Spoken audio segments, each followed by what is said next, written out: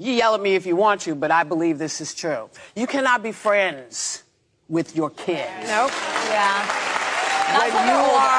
When you have to do the things you have to do as a parent, you know. At what age can you become friends with them? I'll tell you. I became, me and my daughter are really tight, as you know. Yeah. And her window, when she went in at 13 and became this whole other person, and she emerged at 26. I have to wait till 26? Yes, you do. I think that's right. I want to clap it up. That's how we're going to start this brand new episode, because I don't know if you guys have seen it, but black comedians, notably Corey Holcomb and Gary Owen. Now, Gary Owen's is white, but he does a lot of black comedy because he has black kids. He had a black wife. So right now they are going through a tough times when it comes to parenting their kids. Now, Corey Holcomb, he went off on his radio show regarding his daughter, who he now feels that his daughter is now a mirror image of her mom, who he dislikes. And he went on his podcast. He said some, I would say, disrespectful, mean, and some disparaging things about the daughter and his daughter's mom. But him as a black man, of course, he's going to get a lot of criticism. I already seen it. Oh, he hates women. He hates black women. He hates this and that. But as they say, when women are angry, sometimes you can't tell somebody how to respond when they're hurt. Like, you can listen to some of the pain in his voice and some of the things he said. He's hurt. And of course, he's on a podcast, so of course he's going to be performative and say some outlandish shit, but he's hurt. We seen this a couple years ago with 50 Cent and his son, and how 50 Cent said that he is disowning his son. He want nothing to do with his older son. His son's mom projected all of her feelings, animosity, and her money-hungry antics onto the son. So now the son became a reflection of the mom. And these are things that we often skip over. And Gary Owens had a tough situation where, he was proud that his daughter was graduating, and he posted it, and it ended up causing even more division. So let's get to the podcast intro. I'm going to come back. I'm going to play for you guys what Corey Holcomb had to say about his daughter. It's that lunchroom chatter podcast, where you sit up and think about fucking your girl's best friend, but you can't because your girl's a fighter and she'll fuck you up. This that lunchroom chatter podcast where you lay up and think about being a porn star, but you can't because you come too quick, so you got to eat the pussy for 95 minutes. That kind of shit. This that lunchroom chatter podcast where you in bed at night thinking about beating your meat, but you can't because you live with your mama. And she bust in the room and say, bitch, get the fuck up. Mama, why you ain't knock on the door first? This that kind of shit. Where you can be yourself, where you can relax, where you could put yourself into the mind of another nigga. So stay tuned. Let's get this shit poppin'. Lunchroom chatter podcast, baby.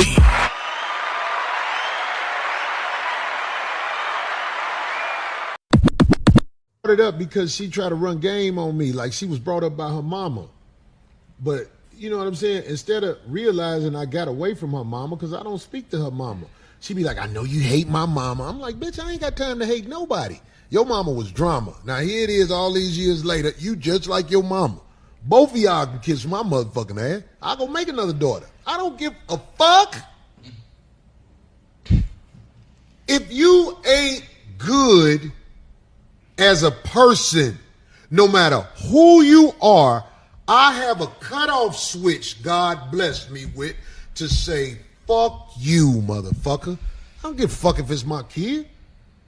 My motherfucking mama, you know your daughter trying to get in touch with you? I say, oh, mama, you watch that little bitch. I want to pause the first half right there because a lot of what he said was tough to listen to because, of course, that's his daughter.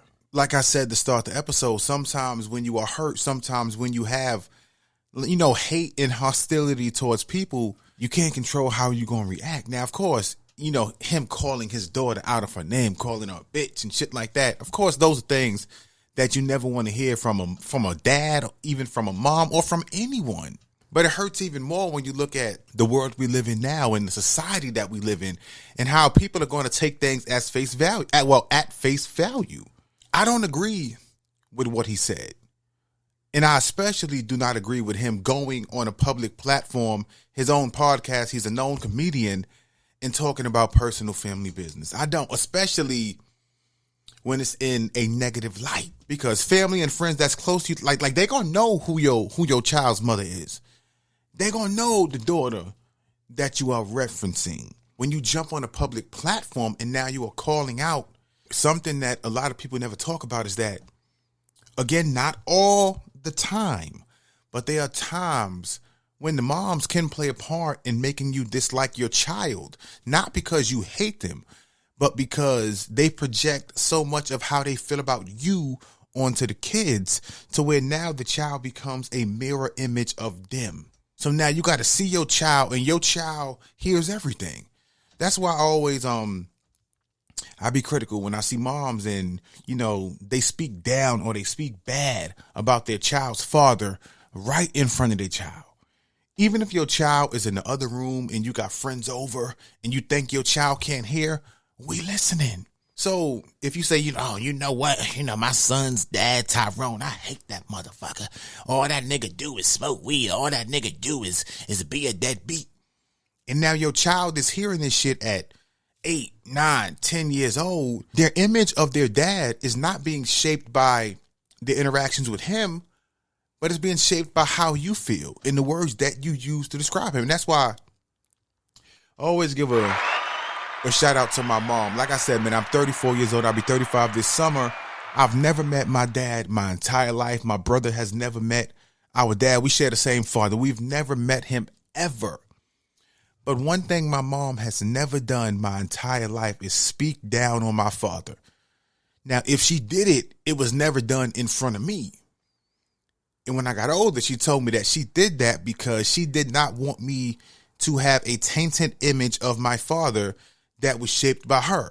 She wanted how I feel about my father to be shaped by his lack of time and interactions that he spent with me. So she let me form my own opinion of my father based on the time and the attention and the dedication that he showed towards me, which was none. But she never said, your dad's a deadbeat, your dad ain't shit. She never uttered those words in front of me or my brother. And I want to clap it up, man, because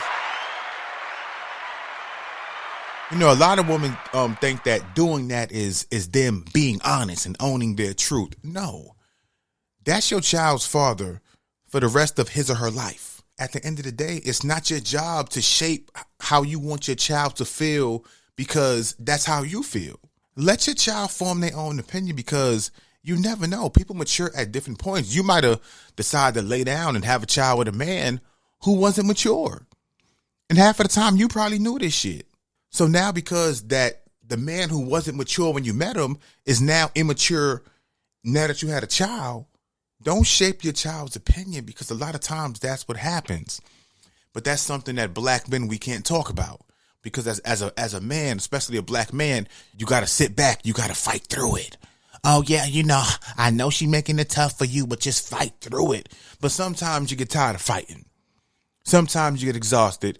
And sometimes you react emotionally, as we've seen with Corey Holcomb. And like I said, I don't agree with nothing he said. Private, personal, family business is not something that you jump on social media with. You jump on your known podcast about. If you mature up or if you try to rebuild the bond, it's tough to rebuild the bond after you done publicly critiqued and criticized and spoken negatively about the people you are trying to reestablish that bond with. But let's play the second part of what Corey Holcomb had to say. Then we're going to dive into some of Gary Owens. Watch that little bitch. That bitch is brought up in this new generation where there is no honor. There is no respect thy parents. There is no, the way the youngsters are brought up now, they will fuck over the mama and daddy quicker than they'll fuck over somebody in the streets. What the fuck? I don't give a fuck. If you are so hell-bent in making me a villain and saying I did you wrong, get the fuck away from me. I didn't love your mama.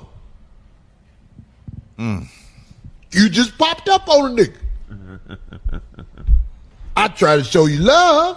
I want to pause it, man. I don't even want to clap for the end of that, but like I said, he hurt, man. And of course, he putting on the show. He's kind of performing too because he's a comedian. And anybody who has ever heard Corey Holcomb perform, a lot of his stand-up is kind of edgy. It's kind of like it's meant to trigger. So, like I said, if you don't know who he is, like, and like you take it at face value, you don't understand. Like a lot of that shit is what he do. So he was putting on the front, but you know, it comes off as harsh and it comes off as even tougher when you're putting on the front and you're kind of being performative about family business. But like I said, man, you never know what can happen. Maybe about 5 years later, you know, hopefully before, like him and his daughter will probably reestablish that bond. But that needs to be done without the mom tainting the child's mind about the dad. And that's why I referenced 50 Cent and how 50 Cent said it became tough for him to have a tight bond with his older son because the mom projected so much of her feelings towards him onto the son.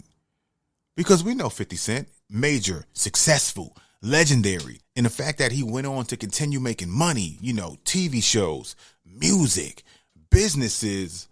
He said that the mom felt jealous. The mom felt that she was entitled to some of that money because you know how it is. When like you might date somebody and now you guys separate, but you guys have a child. Now you can still be in your child's life. But now if the mom is not doing as well right now as she hopes to be, and now she got to watch you on TV. She got to watch you in movies. She got to watch you on all these fucking Forbes, the richest man lists, and all these other shits. Animosity, jealousy can form. And he said, you know, I was giving my son a nice amount of money. But she said, no, I want more. I want more now because, you know, I'm watching you on Stars. All these fucking TV shows, Power, no, I want more money, nigga. You got my son saying, you know, the money I'm giving ain't enough. So you know what? A matter of fact, take the money. I'm going to give you the money. The fact that I'm giving you all this extra money, you're going to lose out on my time. I don't want nothing to do with you. So you got the money. Be happy with the money. You know, you let your mama project her feelings about money onto you. So now you got the money. Take the money. Get the fuck out of my face. I want to boo because, of course, that's not the best way that you handle your child. But like I said, when somebody's hurt, when somebody's fed up, when somebody's at that boiling point, at that tipping point, you can't tell them how to react to being hurt. But I have a voice message that I want to get to right now. Let's clap it up for the voice messages where I asked the question. I said, how would you handle a child that got older, that reached those teen years, 13, 14, 15, 17, 18, and got disrespectful?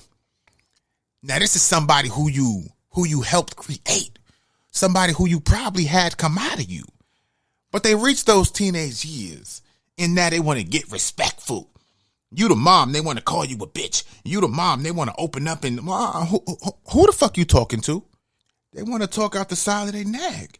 They want to get a little crazy. So I asked the question, man, but let me dive into what she had to say. Girl, tell me, how would you raise your child if they got disrespectful?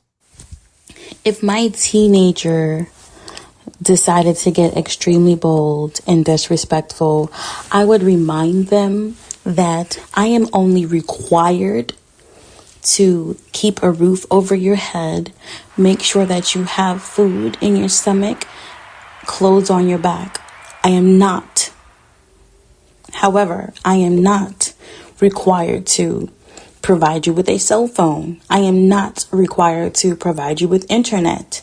I am not required to all the things, all the extracurricular activities that I give to my children. Remind them, if you want to be disrespectful and you want to treat me like I'm a stranger, then I am more than happy to only provide you with the necessities. You will only receive the required resources. Again, I want to clap it up. Let them know. Let them know. If your child get disrespectful, let him or her know, bitch, take this food and take this roof, and I will beat your fucking ass if you talk. Who the fuck you, bitch? Watch your fucking mouth. Because like Corey Holcomb said, sometimes these kids get disrespectful. Sometimes these kids, they will talk out of line. You know, they go to school, they get around their friends, their family, and they get a little bold. So sometimes you gotta smack them back into place a little bit. Gotta give them a little act right. Let's dive into what Gary Owens had to say. And this week, and in that podcast a couple weeks ago, I had said, I'm going to end up going to my daughter's graduation. And my daughter wasn't happy that I announced I was coming and to her graduation. And I'm just not sure. It's no secret. Everybody knew where she went. But so she graduated from North Carolina A&T last week, summa cum laude, which is like smarter than I've ever been. Double major. She just graduated in 3.5 years, crushed it. Very proud of her. But like I said, we haven't talked in 3 years. And so I go, and it was made apparent that I got sent texts like, don't approach her, don't talk to her. It's fine, you're coming. Like, I didn't need permission. I want to pause it right there because, I mean, of course there's more to what he's saying, but can you imagine that? Now, again, I don't know the reason why. Like, maybe he'll get into that because I saved these clips, but I didn't play these clips beforehand, so I don't know what he's going to say. So I don't know the reason why him and his daughter have not talked for 3 years. But as a dad, he's excited. He's ecstatic that his child, his baby, is graduating from North Carolina A&T. That's the biggest accomplishment. She's graduating at damn near the top of her class. I want to clap it up for her one time. But like I said, when I see these stories, they're not black and white because we don't know the reason why he has not communicated with his child for over 3 years. I'm trying to respect everybody's wishes and not make it awkward. This isn't about me. It's about her. And so I go, and first time I laid eyes on her in about 1.5 years. So I see her, and I was like, oh, I got excited. Took some pictures. I actually hired a photographer to take pictures and videos of her. She didn't realize it, that I had hired this guy. And so when she got her diploma, I shot her a text. I said, congratulations. And I saw her look at her phone and not respond. So that kind of hurt. Oof. And then when the graduation was over, I had taken some pictures and everything. I sent her a couple shots, and I just said, I'm so proud of you. And I got her response to me was, I'm blocking you. And I was like, what? Ooh. For coming to your graduation? I got to pause that. My heart? Shit. Like, can you imagine that? And like I said, we don't know the reason why. I don't want to assume, because people always assume it's the man's fault. It's the man. No, but we don't know. We don't know if the mom made it difficult, if the mom projected how she felt, after the divorce, because he had a divorce with his ex-wife. They went through a divorce a couple years ago, and that kind of coincides with the time in which communication kind of fell. So I don't know if the daughter chose the mom's side over the dad's side, or I don't know what the fuck was said, but can you imagine? Your child is graduating. Congratulations, I'm so proud of you. And your child responds to you with, I am blocking you. Oof. When I tell y'all, man, like just picturing my son doing that to me, that shit is tough. But let's dive into the last part of what Gary Owens had to say. Shit. It was unexpected. I think in the back of my brain, I thought when I texted her, I thought I wouldn't get any response. I would be ignored, or I'd get a simple thank you. But to say I'm blocking you, and I don't know if she has or not. Yeah, that hurts, man. That hurts. But I want to clap it up for him being open and honest about that, because he didn't have to open up about that. He didn't have to come out and even speak about that, especially that private family matter. But, I mean, at this point, he has no choice. That side of the family not talking to him. His own daughter says she gonna block him. So the only thing you can do to kind of reach her, or to have people say, hey, your dad cares about you, is to go to social media. And you guys know I am against running to social media. I'm not for that shit. Do not go to social media. But in his case, what other choice does he have? He's trying to let his daughter know, look, I care about you. I want to be a part of your life. And she said, nah, nope. But for your own child to say, I am blocking you during a moment in which you are so happy and excited, that gotta hurt, man. Like I said, man, that's why when folks date, when they get married, a lot of times during a divorce, you never know how it's going to go, especially when the child is of age, because they hear things. They hear the mom, they hear the dad, they hear the cousins, they hear family speak about whether it be Gary Owens or something he did or whatever the fuck the reason is for the breakup. And a lot of folks don't like to believe it, but a lot of times kids choose sides. And now dad becomes the enemy. And it seems as if in this case, the dad has become the enemy. And that's why I said I wanted to talk about parenting, because you got to see the reverse of what Corey Holcomb said. Corey Holcomb don't want to have shit to do with his daughter because he don't like the mama. You got Gary Owens was married to this woman for a very long time. They had a fucking show. It was either a reality family TV show on BET, VH1, one of them shits. He always talked about her in his stand-up comedy. They was together for a long-ass time. But something happened. They went through a divorce. And now it seems like his relationship with his daughter has went down. So I want to clap it up. I want to send some love Gary Owens' way, because that's tough, man. Like I said, we only get one life. We only get one mom, one dad. And when the parent wants to be there and the child's mind is shaped or contorted in some type of way to where your child can tell you, I am blocking you, I don't want no contact with you. That shit is tough, but man, to get away from that, man, the woman that people love to hate, Candace Owens. So Candace Owens came out recently and said that it's a certain job to where if there was a woman doing it, she wouldn't feel comfortable. And that got me to thinking, are there jobs out there to where if a woman pulled up, I would be uncomfortable? And I'd probably say it is, so I'm going to boot myself off the top, because it's a couple jobs to where if a woman pulled up, I'm not going to feel as safe.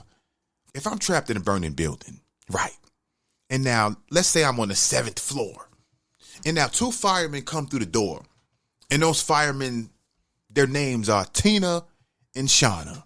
I'm probably going to think I'm going to die. Like, bitch, y'all couldn't find a man to send me. And look, this is not me knocking a woman, but it's just certain jobs to where if there was a woman doing it, I wouldn't feel as safe. I'm not saying that women are not capable of doing that job, but just my personal feelings. I would be like, we need a strong motherfucker to kind of carry me down these stairs. I got smoke inhalation. Ain't no way Sarah and Susie gonna get me downstairs. I'm sorry. Maybe they can, maybe they won't, but I won't find out. But this is what Candace Owens had to say in relation to a job to where she'll kind of get a side eye if there was a woman pulling up. Trending on Twitter for 3 days over really just saying common sense, things that should be accepted as common sense, which is that none of us should want to fly in the skies with pilots that have been installed there to fill a DEI initiative. Quite literally, United Airline CEO came out and said that they just had a magic number that they wanted to hit of DEI pilots. They want to make sure there's more women. They want to make sure that there is more Black people, which means that their efforts to employ people, which, by the way, is fundamentally racist and sexist, judging people by how they look and things of that nature, is really going to harm us as the flyers. So, of course, Charlie Kirk have come out and said, that makes us nervous to fly. We're going to wonder now when we see a Black person or a woman, whether or not they are qualified or whether it's just the United CEO trying to hit his quota. I personally want to live in a world that's a meritocracy. Please. I want to clap it up because for the first time ever, I think I am agreeing with Candace Owens, because not because she said that about Black folks or about it being a woman, but the fact that she's right. Because like certain things make you wonder, okay, are they rushing to get these hires? Are they hiring folks that's not qualified? Because going back years ago in the NYPD, and I believe it's still an NYPD shortage now of police officers, but I know going back a couple years ago, they was pushing anybody through. Now, to become a police officer, you got to go through a training course, you got to run a mile or some shit like that, but couple years back, I know it was drama because they had cut back on some of those requirements to where you could become a police officer by not even going through all the physical tasks, by not even going through a lot of the physical things that cops had to go through previously because there was a staffing shortage. And they was just trying to get as many officers in as quick as possible to where it was so many shortcuts. And these things were on record. Everybody couldn't pass the physical test, so we cut it back because we needed more officers to come through. So going back to what Candace Owens had to say, are you guys going to rush and just hire any black person, any woman out there because you guys want to fill a quota? Or are you guys going to hire somebody qualified? So for the first time ever, I got to agree with the girl Candace. Now, I spoke about something on Instagram a couple days ago in relation to if there's a murderer out there and that murderer goes to jail, let's say at 14, 15, 16 years old, should they be in jail for the rest of their life, or do you think they should come out because over that course of time, there could have been possible rehabilitation? Now, I came across a documentary. I believe I was, where was I at? I think I was in the doctor's office, and I was on YouTube just watching videos, and I came across a 10-minute documentary from Time magazine where they had interviewed inmates who went to prison for murder when they was 15, 16, 18 years old. And they were saying, yo, we've been here so long that we are rehabilitated, but we can't get out, that we gonna die here. And it was one man, I believe he went to prison when he was about 18, 19 years old. And now I think he was like 80 years old. He was talking. He said, I made a bad mistake. I took a life when I was like 18, 19 years old. But he said, I've been rehabilitated so long ago, but I'm probably gonna die here. And it kind of broke my heart to listen to. But again, I had to look on the flip side because they did take a life. Should something you do at 14, 15, 16 years old, even if it is murder, should that make society take you away and place you behind bars until you die? I'm unsure about that. But I want to know what you guys think. So I'm going to play for you guys, uninterrupted, that 10-minute documentary. Because to me, it was powerful. It was great to listen to because I try to see the world from both sides. But again, keeping in the back of my mind that these men did take a life. But also that there could have been possible rehabilitation to where these men can now get out and save lives by talking to the many youth out there who are lost and who are not on the right path. So I'm going to play for you right now that 10-minute documentary from Time magazine, uninterrupted. Make sure you guys check in. This is that. Brand new LCP.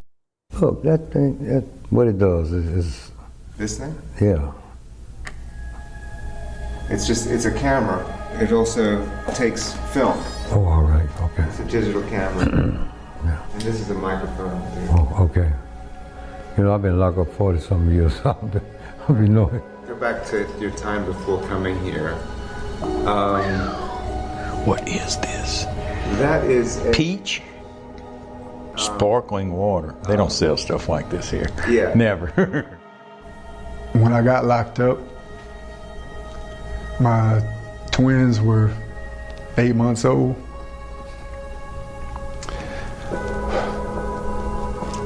And that was the last time I saw them. I wrote them letters like every week for the first 20 years I was here. And by this time, now they're all adults. So I figure it's time for me to stop trying. How could you take a 19-year-old person and just take the worst decision he ever made and hold him responsible for it for the rest of his entire life and not even consider that?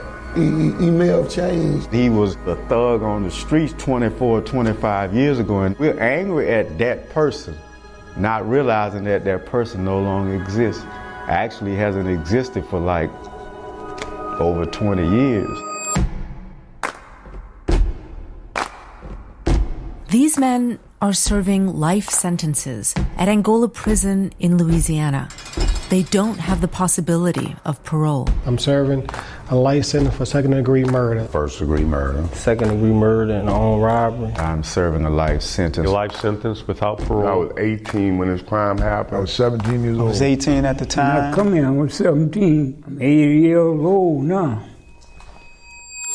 People who commit crimes should be held responsible. But how much punishment is enough for justice? As you listen to these men, ask yourself, do they deserve a chance at redemption? I had time to reflect and what my life would be if I had to stay here. And then I started noticing the need here of the people that was illiterate. So I said, okay, well, I could do some good here. You know, so I started tutoring guys, and I started feeling a self-worth. I said, you know, well, I could give something back like that. You know, all the while still dealing with the fact, you know, that I took a life, an innocent life.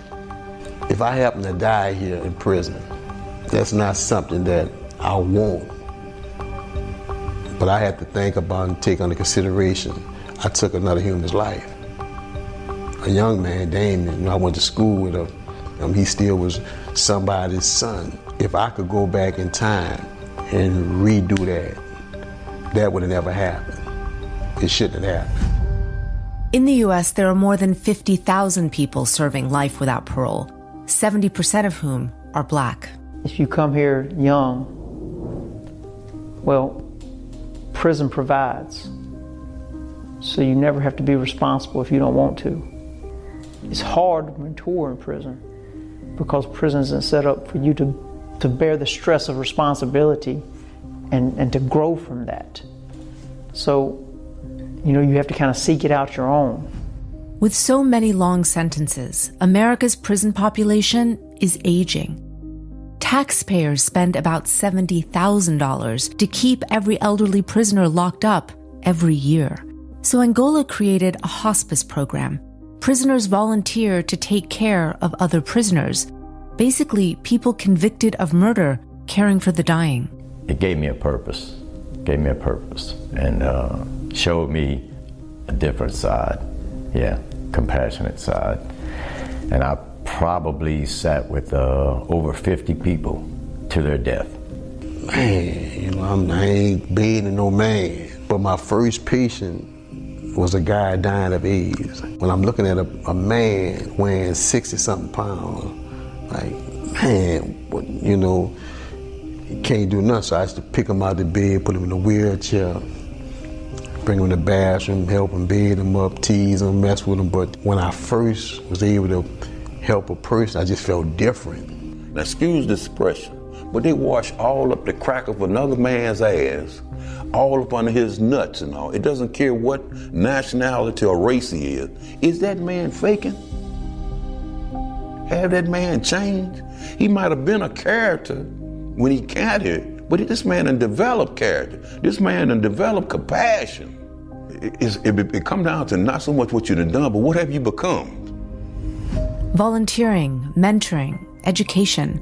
New experiences gave these men new purpose. Got a diploma from Culinary Art School from Baton Rouge Community College and 3 certifications from the National Center for Construction Education and Research.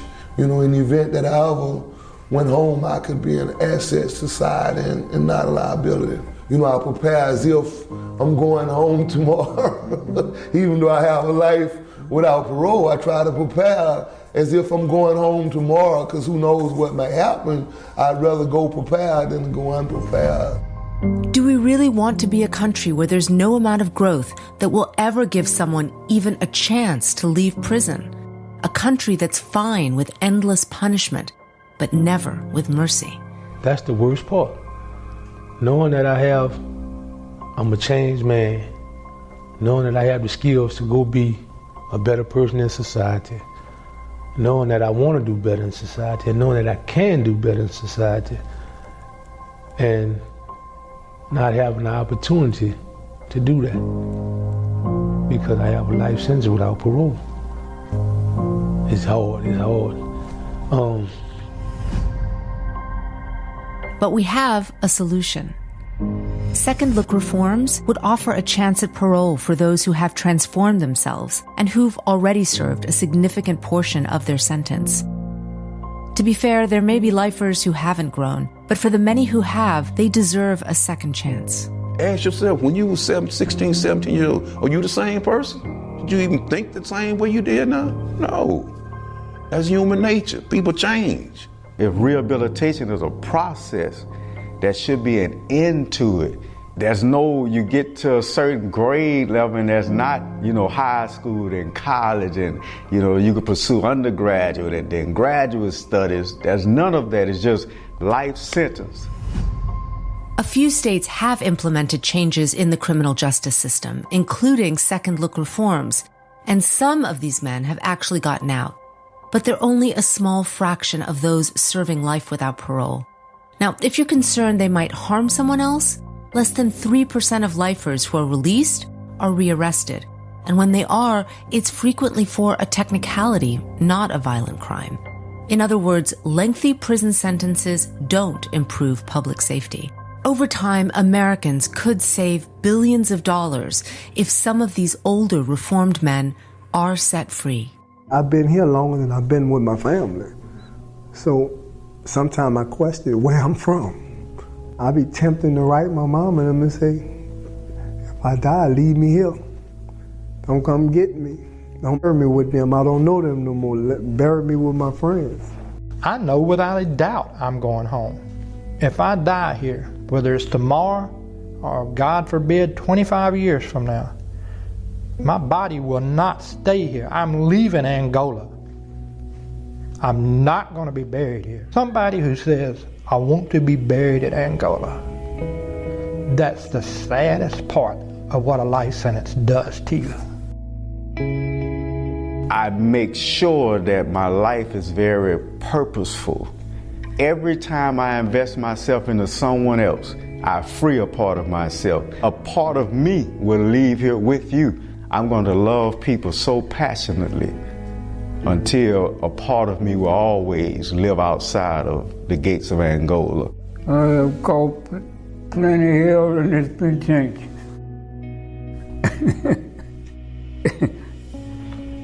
Well, I hope I'll be lucky enough to get out. I'll go somewhere and make me a living. I'm start all over again. Yeah. They say the older you get, the more you learn. Well, I've learned a lot of things, you understand? So.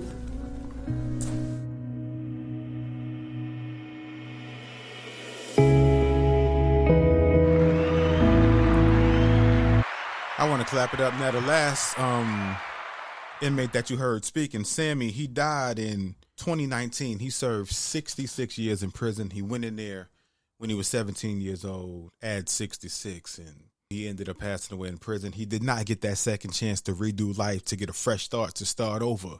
What do you guys think? So please send voicemails to my Instagram, which is Lunchroom Chatter Pod. What do you think? Do you think people who commit crimes such as murder as a teenager, that they should ever be allowed to get out, or if they get life, and that there is no room for growth so that that person can change and eventually come back out and be a productive member of society? So again, please send voicemails to Lunchroom Chatter Pod. Thank you guys for tuning in, for staying locked in. Again, my Cash App is $NYC Story 718. My Venmo is Lunchroom Chatter Pod. Stay locked in.